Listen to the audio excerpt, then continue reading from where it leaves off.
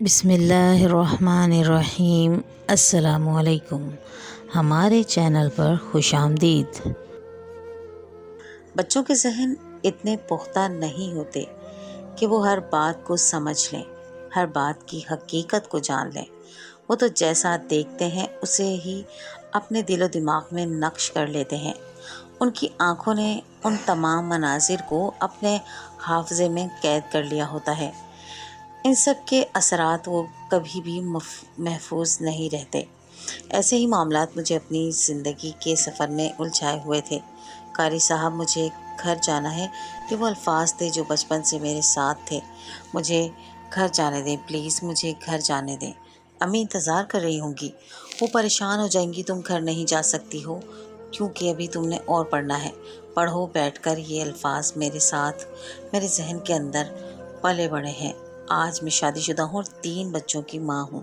بڑی بیٹی 16 سال کی ہے، اس سے چھوٹی 10 سال اور سب سے چھوٹا بیٹا 7 سال کا ہے۔ میری بیٹی کو اسکول اور مدرسے سے مسئلے ہیں، وہ کہیں بھی نارمل ہو کر نہیں رہ سکتی۔ اسکول جاتی ہے تو پرنسپل کی شکایت ملتی ہے کہ یہ اسکول میں لڑکیوں سے لڑتی ہے، اور مدرسے میں قاریہ شکایت کرتی ہے کہ یہ پڑھتی نہیں ہے۔ جبکہ میری بیٹی کا ذہن بہت تیز ہے، وہ کسی بھی بات کو لمحے میں یاد کر سکتی ہے اور اچھا یاد کرتی ہے۔ میری بیٹی کی زندگی کا سب سے بڑا مسئلہ میں ہوں، کیونکہ اسے لگتا ہے کہ میں اسے سمجھ نہیں سکتی ہوں، اور یہی بنیادی وجہ ہے کہ ہم ایک دوسرے سے خائف رہتے ہیں۔ ایک دن میری بیٹی اسکول سے لڑائی کر کے آئی، اور اس لڑائی میں اس نے مخالف لڑکی کا سر پھاڑ دیا۔ خون بہت بہہ جانے کی وجہ سے میری بیٹی کو اسکول سے نکال دیا گیا اور مجھے اسکول بلایا گیا تاکہ مجھے معاملے کی سنگینی سے آگاہ کیا جا سکے۔ میں اسکول گئی تو ہر طرف سے، ہر ٹیچر سے مجھے اس کی شکایت ملی۔ میں پریشان ہو گئی کہ میری بیٹی تو پوری طرح سے میرا روپ ہے۔ اس وقت میں نے اس لڑکی سے اور اس کے گھر والوں سے، ساتھ ہی اسکول کی آنر سے ایک گزارش کی کہ پلیز میری بیٹی کا آخری سال ہے، اسکول کا ایگزامز تک کا وقت دے دیں، پھر وہ یہاں سے چلی ہی جائے گی۔ بڑی مشکل سے میں نے انہیں راضی کیا تھا، اس شرط کے ساتھ کہ اب میری بیٹی صرف پیپرز دینے ہی اسکول جائے گی، اس کے علاوہ اسکول والوں کی ذمہ داری نہیں ہے اس کے پیپرز کی تیاری کی، یہ بھی وہ خود کرے گی۔ ہوم ورک اسے دیا جائے گا اور اسکول والے بھی معلومات فراہم کرتے رہیں گے۔ ساتھ ساتھ میں گھر آئی تو گھر آ کر ایک اور ہنگامہ میرا انتظار کر رہا تھا۔ میں نے اپنی بیٹی سے سوال کیا کہ یہ کیا حرکت تھی، کیا وہ شرمندہ نہیں اپنی حرکت سے؟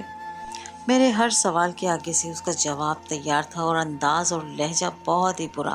میں واضح محسوس کر رہی تھی وہ بدتمیز ہو گئی ہے۔ ہماری بحث چل رہی تھی کہ اس کے پاپا بھی آفس سے آ گئے اور بیٹی کے تیور دیکھ کے حیران ہو گئے۔ یہاں میں بھی اس کے لہجے سے پریشان تھی۔ میں نے اسے ڈائریکٹ سوال کیا کہ آخر کیا مسئلہ ہے اس کے ساتھ، وہ یہ سب کیوں کر رہی ہے؟ اور اس کا جواب سن کر میں سکتے میں چلے گئی، اور مجھے شدید احساس ہوا کیا میری پرورش میں کمی رہ گئی ہے؟ میں تو اپنا ماضی لوگوں سے چھپائے پھر رہی ہوں، جبکہ یہ چھپانا میرے لیے کتنا برا ثابت ہوا ہے۔ میری اولاد ہی مجھ سے بدظن ہو گئی ہے۔ میری بیٹی مسلسل اپنے اندر کا طوفان اپنے لفظوں کے ذریعے سے نکال رہی تھی، اور مجھ پر وہ طوفان موت کی طرح اتر رہا تھا، جو نہ موت کامل آنے دے رہا تھا اور نہ ہی زندہ ہونے دے رہا تھا۔ اس کے الفاظ میں سن رہی تھی جو کتنے زہریلے تھے۔ وہ کہہ رہی تھی کہ آپ کو کیا پتا کہ میں کیسے جی رہی ہوں؟ آپ نے کبھی مجھے سمجھا بھی ہے جو بہت اچھا وقت گزار آئی ہیں نا نانا نانی کے گھر، اور میرا حال کیا کر دیا ہے؟ یہ میں جو بھی ہوں آپ کی وجہ سے ہوں۔ آپ اور پاپا کتنا خوش ہیں، لیکن مجھے نہیں رکھا، مجھے پیدا ہی کیوں کیا؟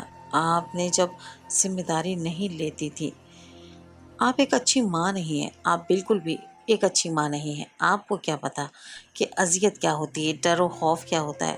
آپ اور پاپا مجھ سے پیار نہیں کرتے، مجھے وقت نہیں دیتے، اور میں جب کسی فیملی کو خوش دیکھتی ہوں میرا دل کرتا ہے انہیں مار دوں۔ میں نہیں خوش تو کوئی بھی کیوں خوش رہے؟ میرے شوہر اس کی ساری باتیں سن رہے تھے، اور میں بھی سکتے کی اسی حالت میں ایک جگہ بیٹھی سن رہی تھی۔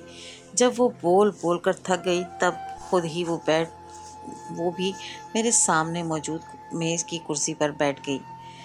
میرے شوہر میرے پیچھے آ کر کھڑے ہو گئے اور میرے کندھے پر ہاتھ رکھ کر مجھے حوصلہ دیا اور کہا، وہ چھوٹی ہے، پیار سے سمجھاؤ، سنبھل جائے گی، اور بتاؤ کہ تم بھی ان سے پڑھ کر بہت سی چیزوں से गुजरी हो। तुम्हारी भी एक दास्तान है जो खून के आंसू रुला देने वाली है, और आज अगर किस्मत मेहरबान है तो तुमने भी बहुत कुछ झेल लिया है और इस पर सब्र किया है, और यही तुम्हारी कामयाबी की वजह है। वो उन अल्फाज के साथ हौसला देकर कमरे में चले गए। गहरी खामोशी से थी। मैं घर में बाकी दोनों बच्चे बहन के गुस्से की वजह से सहमे खड़े थे। हम माँ बेटी को एक साथ वक्त मिल सके। मेरे कानों में वो आए फिर से गूंजने लगी और मैंने आंखें बंद किए उस तकलीफ़ को महसूस करना शुरू किया और मेरी आंखों से आंसू बहने लगे। कारी साहब, मुझे घर जाना है, मुझे घर जाने दें, प्लीज़ मुझे कोई घर जाने दें। अम्मी इंतज़ार कर रही होंगी मेरा, वो परेशान हो जाएंगी। तुम घर नहीं जा सकती हो क्योंकि अभी तुमने और पढ़ना है, पढ़ो बैठकर। मेरे साथ मैं तुम्हारी ही उम्र की थी। मैंने तमहीद बांध कर अपनी बात शुरू की और आज पहली बार मुझ पर गुजरी क़यामत का जिक्र मेरी ज़बान से हो रहा था। मेरे मामा पापा तुम्हारे मामा पापा की तरह पढ़े लिखे और पैसे वाले नहीं थे। एक छोटा सा कच्चा मकान था हमारा, उनकी इकलौती औलाद थी मैं। मामा बीमार रहती थी बहुत और मुझे नहीं पता था उन्हें बीमारी क्या है। अब्बू मेरे पूरा दिन घर नहीं होते थे। रात में मेरे सोने के बाद आते थे और सुबह जब मैं स्कूल जाती थी तो वो सो रहे होते थे। मामा मेरी पढ़ाई को लेकर बहुत परेशान रहती थी, जिसे तुम्हारी मामा तुम्हारी पढ़ाई के लिए परेशान रहती है। मेरी मामा ने पढ़ नहीं सकी थी, इसलिए वो इसकी कीमत जानती थी। वो कैसे मेरी फीसें पूरी कर रही थी स्कूल की, ये मैं जानती थी, इसलिए मुझे कदर थी पढ़ाई की, और मैं बहुत मुश्किल से पढ़ रही थी क्योंकि मैं भी तुम्हारी तरह पढ़ाई से भागती थी। बस फ़र्क था, मेरी मामा घरों में काम करके, कपड़े सिलाई करके, दिन रात की मेहनत करके मेरे सामने कमाती थी, जबकि उनकी सेहत बहुत ख़राब थी। स्कूल के खर्चे, ट्यूशन के खर्चे और मदरसे की फ़ीस, ये सब वो मेरी आंखों के सामने खून पसीना एक करके कमाती थी। जबकि तुम खुशकिस्मत हो इस मामले में कि तुमने अपनी मामा को मेहनत करते देखकर अजियत नहीं झेली है, जबकि मैंने ये तकलीफ़ देखी है। मरने वाली हालत में अपनी मामा को काम करते देखा है। जब उनको आराम करना चाहिए था तब उन्हें लोगों के घरों में काम करते देखा है, और तुम कहती हो मैं नहीं समझती। मेरी खातिर दर दर की ठोकरें खाई हैं। क्या मेरे लिए कम अजियत थी कि वो आया का काम करती थी सिर्फ मेरी ज़ात के लिए? शिद्दत से एहसास होता था मेरी माँ की ही औलाद हूँ क्या मैं, मेरा बाप क्या मैं उसकी ज़िम्मेदारी नहीं हूँ? आखिर क्यों हर अज़ियत माँ ही झेल रही थी? औलाद की ज़िम्मेदारी तो माँ और बाप दोनों पर ही होती है ना, तो यहाँ ऐसा क्यों नहीं है? मेरे जहन में उठते हर सवाल का सर कुचल दिया जाता था, ये कहकर कि तुम छोटी हो, ना समझ हो अभी, तुम्हें इन मामलात से दूर रहना चाहिए, और मैं खामोशी ओढ़ लेती थी। खैर, स्कूल का तुम्हारी ही तरह आखिरी साल था और मैं खुश थी कि उसके बाद नहीं पढ़ना पड़ेगा, और मैं खुश थी कि इसके बाद नहीं पढ़ना पड़ेगा, पढ़ाई छूट जाएगी, क्योंकि आगे पढ़ाने के लिए मेरे पापा और मामा के पास कुछ नहीं था। तो यहाँ मैं खुश थी कि अम्मी का सहारा बनूंगी। स्कूल के आखिरी दिनों में ही मेरे पापा से मुलाकात हुई। तुम्हारी तरह मेरे भी दोस्त नहीं थे और इंसानों से मैं भागती थी, लेकिन तुम्हारे पापा की कोशिशों की वजह से हमारी दोस्ती हो गई। कब प्यार हुआ पता नहीं चला। वो एक अच्छे आदमी है, लेकिन जानती हो वो यतीम थे, यतीम खाने में पले बड़े हैं। क्या ये अज़ियत जानती हो? वालिदैन का ना होना और सुबह स्कूल जाना, शाम में मैकेनिक की दुकान पर नौकरी करना और एक एक सिक्का जोड़कर पैसे कमाना ताकि मुस्तकबिल बनाया जाए। आज तुम हमें देख रही हो और कहती हो कुछ नहीं देखा। हम तुम्हारी सहनी कैफियत नहीं समझते, जबकि हम दोनों ही अपनी अपनी जगह लड़ कर आए हैं। क्या तुमने कभी पाक और मुकद्दस रिश्तों को अपनी नज़रों से गिरते देखा है? चलो बताती हूँ। आम दिनों की तरह ही मैं स्कूल गई और वहाँ तुम्हारे पापा भी मौजूद थे। स्कूल से वापसी पर ट्यूशन और ट्यूशन से वापसी पर कारी साहब के घर जाती थी। मैं उनकी बहुत इज्जत करती थी, उनको अपने वालिद की जगह मानती थी। मेरे लिए वो बहुत काबिल इज्जत थे। शाम के 7 बजे तक उनके पास पढ़ती थी। उस दिन भी 7 बज गए थे और मैं घर जाना चाहती थी, लेकिन कुछ अजीब सा महसूस हो रहा था। कारी साहब फ़ोन पर किसी से बात कर रहे थे और मुसलसल ही फ़िक्रमंद थे, और फिर फ़ोन बंद किया तो उनके चेहरे पर गैर मामूली संजीदगी थी। मैंने कहा, अच्छा कारी साहब, वक्त हो गया है, मैं चलती हूँ। उनकी उम्र 50 साल से 56 साल के दरमियान थी। अकेले रहते थे। बच्चे सारे मुल्क से बाहर कोई डॉक्टर था, कोई कुछ था, और उनकी बीवी का कुछ अरसे पहले ही इंतकाल हुआ था। तो मामा ने उनसे गुजारिश की कि मुझे पढ़ा दिया करें। वो बड़ी मुश्किल से माने थे और यूँ मेरा सारा दिन ही पढ़ते हुए गुजरता था। अब बताओ तुम यहाँ कि क्या तुम इस अज़ियत को समझ सकती हो कि मैं पूरा दिन एक के बाद एक जगह पढ़ने जा रही थी, घर नहीं जाती थी। मामा ने टाइम ही ऐसा रखा था और छुट्टी वाले दिन भी मुझे घर से बाहर ही रखती। कभी किसी के घर चली जाती थी मामा की जगह काम करने, और वहीं शाम के साथ लौटती थी। क्या ये अज़ियत देखी है तुमने कि एक काम आप करना ही नहीं चाहते, लेकिन पूरा पूरा दिन, महीना और पूरा साल आप वही कर रहे हो, कोई छुट्टी नहीं। सोचो कैसा डिप्रेशन होगा मुझे, और मैं उसे अपने अंदर पाल रही थी।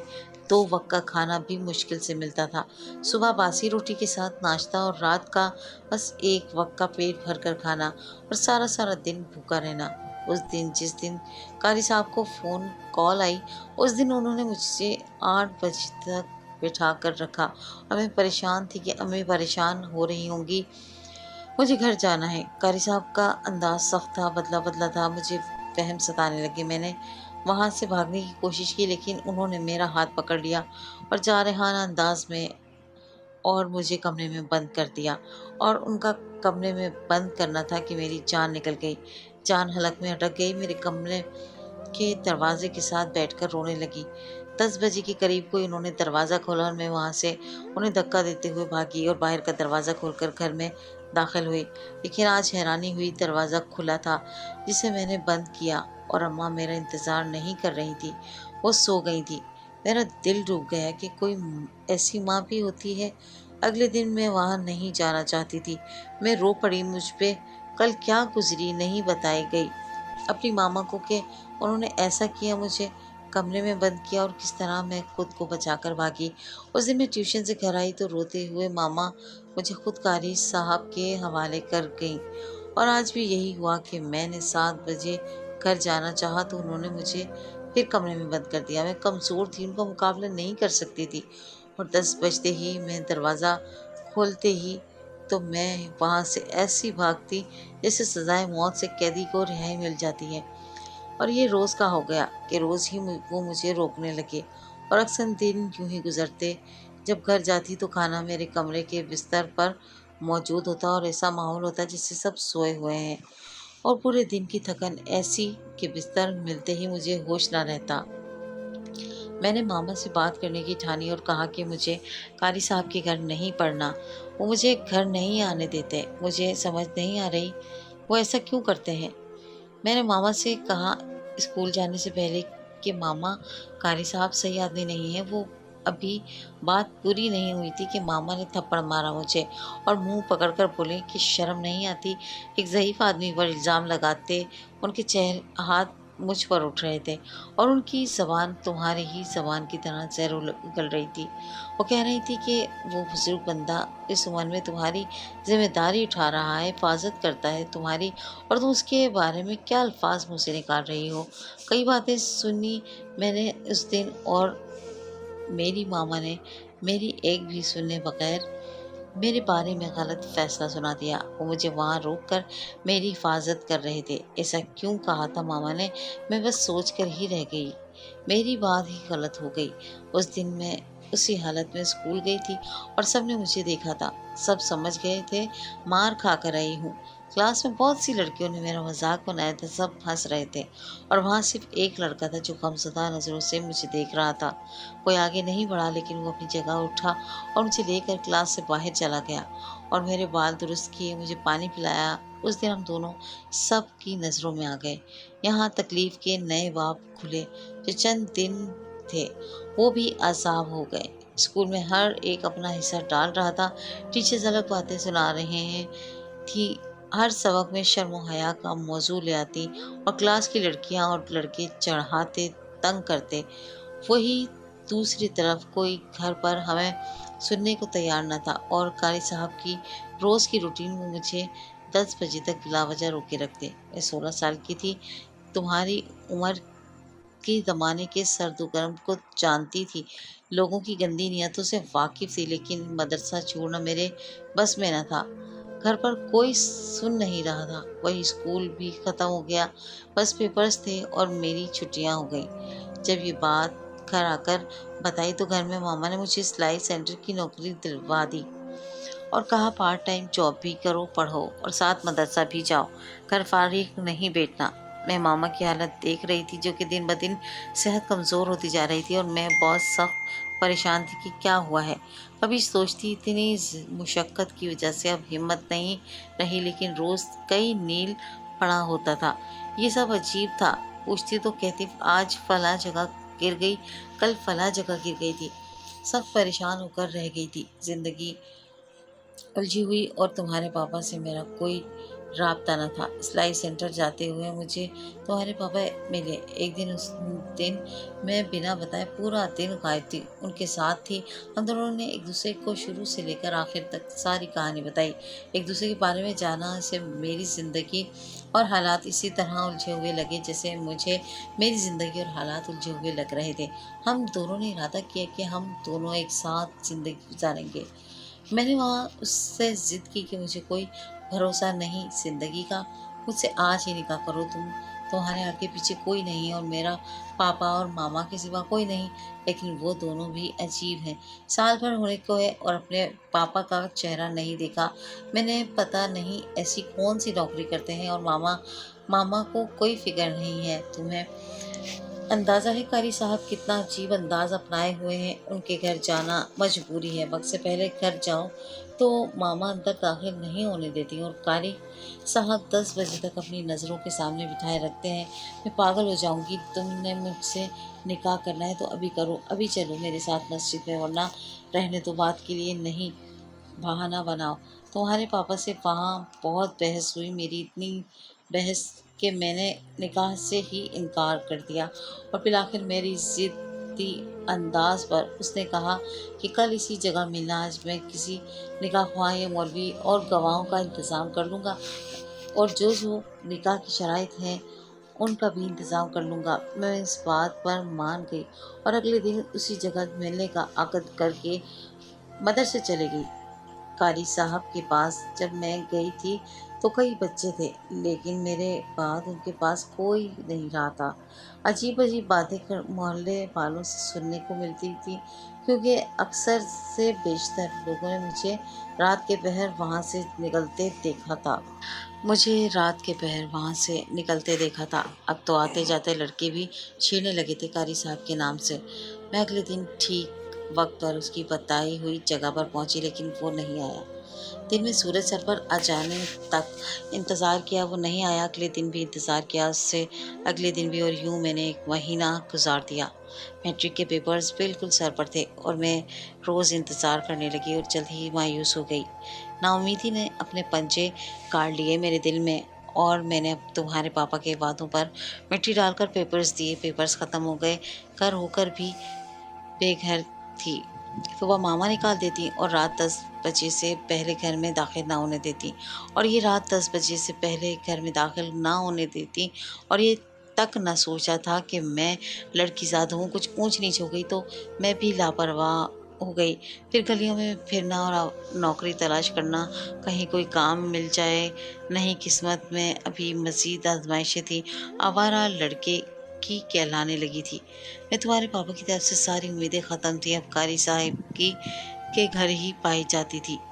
मैं सुबह फैक्ट्री जाती थी काम करने के बाद, और शाम 6 बजे से रात 10 बजे तक कारी साहब के घर ही रहती। उनके घर के काम कर देती। हालांकि वो अब बीमार थे। उनकी हालत देखकर मुझे लगता था वो जल्द ही वफात पा जाएंगे, और ऐसा ही था। एक दिन जब मैं उनके घर गई तो दरवाज़ा खुला पाया। दरवाज़ा बजाते हुए अंदर दाखिल हुई और रोज़ की तरह सलाम कहा, साथ ही हाथ घर को साफ करने के लिए झाड़ू पोंछा करने लगी, और फिर खाने की तैयारी। यहाँ आकर चंद घंटों बैठने से अच्छा था कि मैं उनका ख्याल रख लूँ। मैंने खाना बनाया और उन्हें आवाज़ दी। आज खामोशी थी उनके घर में, वरना मैं जब जब घर आती थी कारी साहब के वो सलाम के साथ मेरा हाल पूछ कर ये मेरा इस्तकबाल करते थे। आज न सलाम का जवाब मिला, न पुकार का। मैं उनके कमरे के का दरवाज़ा बजाते हुए अंदर दाखिल हुई तो आसमान सर पर गिर पड़ा। वो ज़मीन पर गिरे हुए थे। मैं चीखते हुए बोली, बाहर निकली और मोहल्ले के दरवाजे बजा बजा कर लोगों को इकट्ठा किया। उन्हें अस्पताल लेकर गए तो मालूम पड़ा दिल का दौरा पड़ा है, इसी वजह से अल्लाह को प्यारे हो गए। उनकी तदफीन कर दी गई और जब उनकी औलाद आई तो मालूम पड़ा कि वो अपना घर मेरे नाम कर कर गए हैं और मुकम्मल इंतज़ाम करके गए हैं। मुझे मेरे सब्र का फल मीठा लगा था। मैं घर होते हुए भी बेघर थी और रिश्ते होते हुए भी यतीम। अब मेरी रूटीन ये थी कि मैं सुबह काम पर जाती, कपड़े सिलाई करती थी। फैक्ट्री में एक सूट के 300 मिल जाते, जबकि मेरे लिए बहुत थे। आधी रकम घर जाकर मामा को दे दे आती और आधी खुद रखती। साथ ही पैसे जोड़ने लगी कि ताकि आगे पढ़ सकूं। बहुत ही जल्द ही मुझे समझ आ गई थी पढ़ाई की कीमत, के पढ़ा लिख कर मैं एक मकाम बना सकती हूँ। कारी साहब के दुनिया से जाने से बहुत सी कहानियाँ मेरे और उनके हवाले से चल निकली, जिनमें कोई सच्चाई न थी, लेकिन मैं उन बातों पर कान नहीं लगाती थी। कोई फ़ायदा नहीं था। रोज़ी रोटी अल्लाह ने लगा रखी थी और दिन रात मेहनत करती थी। सारा दिन मसरूफ़ गुजरता था। साथ ही कॉलेज में एडमिशन लिया, पढ़ाई और काम साथ साथ चल रहा था। मेरी प्रमोशन भी हुई थी। फैक्ट्री में मामा का इलाज करवाने की कोशिश की, लेकिन वो ना मानी। पापा को कई सालों से देखा नहीं था। यूँ मेरा इंटरव्यू हुआ और मैंने 12 जमातें पास की, साथ डिज़ाइनिंग कोर्स और बहुत कुछ करना शुरू किया। बहुत मेहनत की, लोगों की सुनना बंद कर दी। तुम्हारे पापा का ख्याल दिल से निकाल दिया कि ये मोहब्बत कहीं का नहीं छोड़ती। मम्मा पापा से कोई हमदर्दी का रिश्ता नहीं रखा। एक दिन काम से घर आई तो मालूम हुआ कि मेरे पापा की लाश किसी मुर्दाखाने में है।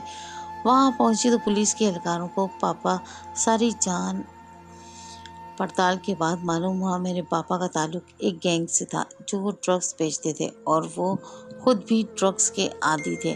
ड्रग्स के ना मिलने की वजह से उनकी मौत वाक़या हुई थी। मैंने वहाँ से ही उनके कफन का इंतज़ाम किया। कारी साहब की मौत के बाद इस तरह की मौत का दूसरा तजर्बा था, इसीलिए रोना नहीं आया, लेकिन तूफ़ान अंदर मौजूद था।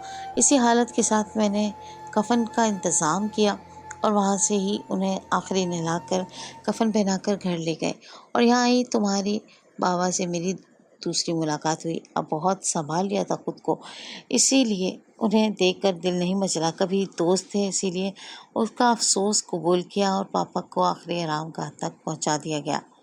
घर सारा मोहल्ला खड़ा था। कोई थू थू कर रहा था, कोई अफसोस कर रहा था, कोई आहें भर रहा था। मैं बहुत थक चुकी थी। मैं बहुत झुकी हुई थी। जैसे ही तदफीन हुई, खाना खिलाकर सब सोने चले गए। पीछे अभी भी आहू पुकार सुनाई दे रही थी। जैसे जैसे लोग मिलने आ रहे थे, वैसे वैसे मेला लगा हुआ था।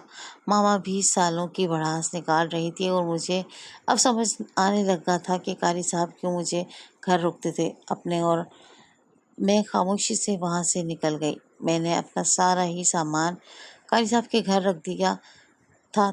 घर कम ही जाती। अब बहुत से सवाल अपनी मामा से भी करने लग थे। अगले दिन आँख खुली तो मामा को नाश्ते का कहा। मामा ने कहा मैयत वाले घर है। एक आध बार मामा का हाल पूछा। मेरी रूटीन शुरू हो गई थी। मामा को एक काम वाली लगा दी ताकि उनका दिन कुछ मसरूफ़ हो। यहाँ मैंने आगे एडमिशन ले लिया पढ़ने के लिए। वहाँ तुम्हारे पापा रोज़ ही मुझसे मिलने आते थे, लेकिन उन्होंने कभी निकाह का जिक्र नहीं किया और यही बेहतर था। हम दोनों ही इस कोशिश में थे कि अपने अपने हालात बेहतर कर सकें। मुझे कोई शिकायत नहीं थी, ना अपनी ज़िंदगी में किसी बात का अफसोस था। मैं जानती हूँ थी जैसे मैं मेहनत कर रही हूँ, आगे बढ़ रही हूँ, सभी अपनी अपनी जगह अपनी हिम्मत के मुताबिक कर रहे होंगे। पापा से भी किसी बात की शिकायत नहीं। उन्होंने जो किया उनका अमल मैंने अपने बेटी होने का फ़र्ज़ पूरा किया और आज भी कर रही हूँ। उनके लिए बख्शिश की दुआ मांगती हूँ। वहाँ हाँ मामा बाबा से कोई शिकवा नहीं। उन्होंने क्यों मुझे इन सारी बातों में नहीं डाला, क्यों मुझे नहीं बताया कि आखिर क्या वजह थी मुझे घर से दूर रखने की। ये सब उन्होंने मेरी भलाई के लिए किया। अगर मैं अपने वालिदैन की दरमियानी हंगामों से वाबस्ता हो जाती, जान जाती, ان مسائل کو جن سے میری ماما نے مجھے چھپائے رکھا تو آج میری شخصیت مسخ ہوتی۔ میں یوں نہ تمہارے سامنے موجود ہوتی اور نہ ہی تمہیں یہاں بیٹھ کر سمجھا رہی ہوتی۔ میں بھی اپنی ماما کی طرح تم سے لاپرواہ ہو جاتی اور تم ویسی ہی چلتی پھرتی جیسے میں پلی بڑی ہوتی تھی۔ لیکن ایسا نہ ہوا، میری ماما نے خود اندھیرے میں رہ کر مجھے روشنی دی اور آج میں تمہیں وہی روشنی دینے کی کوشش کر رہی ہوں۔ میں نے ماسٹرز کیا ہے، ڈگری پوری ہوئی ہے اور میری ماما بھی اس دنیا سے رخصت ہو گئی، ان میں اکیلی رہ گئی۔ میں نے سرکاری نوکری شروع کر دی، خود کو مصروف کر لیا، لیکن تمہارے پاپا سے رابطے میں تھی۔ ایک دن ان کا میسج آیا، یہ شرمندہ تھے مجھ سے۔ میں کیا کہتی، مجھے ہم سفر کی ضرورت تھی اور یہ میری طرح ہی دھکے کھا کھا کر بڑے ہوئے تھے اور میرا کوئی گندا ماضی نہیں تھا۔ اگرچہ غربت تھی لیکن مجھے عشق وشق کرنے کا وقت نہیں ملا۔ بہت جگہ بدنام تھی لیکن ان میں حقیقت نہیں تھی، یہ بات کوئی بھی جان سکتا تھا، خاص کر میرے ساتھ رہنے والا۔ لیکن میں تمہیں کبھی یہ نصیحت نہیں کروں گی کہ تم بھی کسی ایسے مرد سے شادی کرو جسے تمہارے بارے میں سب پتا ہو۔ یہ میری کہانی تھی، یہ میرا کردار تھا۔ ضروری نہیں تم میری بیٹی ہو تو تمہارے پاس بھی وہی کہانی ہو، نہیں، تم میری کہانی، میری جھلک ہے لیکن تمہاری میری کہانی ایک سی ہی نہیں۔ پھر میں نے قاری صاحب کا گھر ان کی اولاد کو واپس کر دیا، کیونکہ پہلے مجھے ضرورت تھی تو رکھ لیا، اب میں 2 گھروں کا لالچ کیوں رکھتی، اسی لیے ایک گھر ان کی اولاد کو واپس کر دیا، کاغذات تیار کر کے، اور تمہارے پاپا سے نکاح کر کے ان کے فلیٹ میں آ گئی۔ اور وہ گھر جو میرا آبائی تھا، دیکھو جہاں ابھی اسکول بنا ہے اور یتیم بچوں کو تمہارے پاپا اور میں مل کر پڑھا رہے ہیں۔ دیکھو یہ زندگی ہے، تمہیں ہر بات سے محفوظ کرنے کے لیے تمہارے علم میں کچھ نہیں لائے تھے ہم، لیکن تمہیں لگا کہ شاید ہم نے ایک بہترین زندگی گزاری ہے اور تمہیں وہ زندگی نہیں دے رہے۔ تم نے یہ سب کچھ دیکھنا ہے، خود کو خود تیار کرنا ہے، کوئی تمہاری مدد نہیں کرے گا، تم خود کو سمجھاؤ۔ آج رات کا وقت لو اور دیکھو تم نے کیا کیا ہے اور آگے کیا کرنا ہے، کیسی زندگی چاہیے، ایک مقصد والی یا ایک غیر مقصد والی، ایک بامانی زندگی، جیسے تمہیں ٹھیک لگے تم فیصلہ کر لو۔ میں تمہارے ساتھ ہوں، لیکن اپنے ساتھ زیادتی نہ کرنا، ظلم نہ کرنا، ایسا فیصلہ نہ کرنا جس سے تمہاری زندگی خراب ہو یا تم بدنام ہو۔ شام ہو گئی ہے، آج کچھ باہر سے آرڈر کر لیتی ہوں، فریج میں رکھ دوں گی، بھوک ہو تو کھا لینا، ورنہ کل صبح کا ناشتہ روز کی طرح ساتھ ہی کریں گے۔ وہاں سے اٹھ کر میں اپنے کمرے میں گئی تو معلوم ہوا شوہر اور باقی دونوں بچے بھی سن رہے تھے۔ میں نے اپنے دونوں بچوں کو ان کو اسکول کا ہوم ورک کرنے کے لیے بٹھایا اور ساتھ ہی کہا کہ اپنی آپی کو نہ پتہ چلنے دینا کہ تم دونوں کچھ جانتے ہو، اس کے لیے آسانی کرنا، مشکل نہیں بننا۔ رات سونے کے وقت میرے شوہر نے مجھے سوال کیا، کیا لگتا ہے اثر ہوگا، کیا وہ بہتر ہو جائے گی؟ میں نے کہا اگر نہیں بھی ہوئی تو کیا ہوا، وہ ہماری اولاد ہے، کچھ غلط نہیں مانگے گی، اگر غلط کرے بھی تو اللہ پاک مالک ہے، وہ اپنے بندوں کو رسوا نہیں کرتا، وہ ہمارا حامی و ناصر ہے، تو ہماری اولاد بھی اسی کی بندگی کرتی ہے، وہ ان کا بھی حامی و ناصر ہے۔ اگلی صبح میری بیٹی بہت تازہ لگ رہی تھی، جیسے نئے عزائم کے ساتھ کھانے کی ٹیبل پر موجود ہو، اور کھانا کھاتے ہوئے روز ہی کی طرح مسلسل بول رہی تھی۔ وہ گھر کی رونق تھی، بس کچھ تیور بگڑے تھے، وہ بس سدھر جانے تھے۔ اس کے پاپا بہت ہی محبت سے دیکھتے ہوئے اس کی ایک ایک بات کو بہت غور سے سن رہے تھے کہ ایک دم اسکول پرجوش سے بولی کہ مجھے اسکول جانا ہے، میں ہیڈ ماسٹر سے بھی سوری کروں گی اور اس لڑکی سے بھی اور اس کی فیملی سے بھی، اور میں چاکلیٹس اور فلیور بھی لینا چاہتی ہوں۔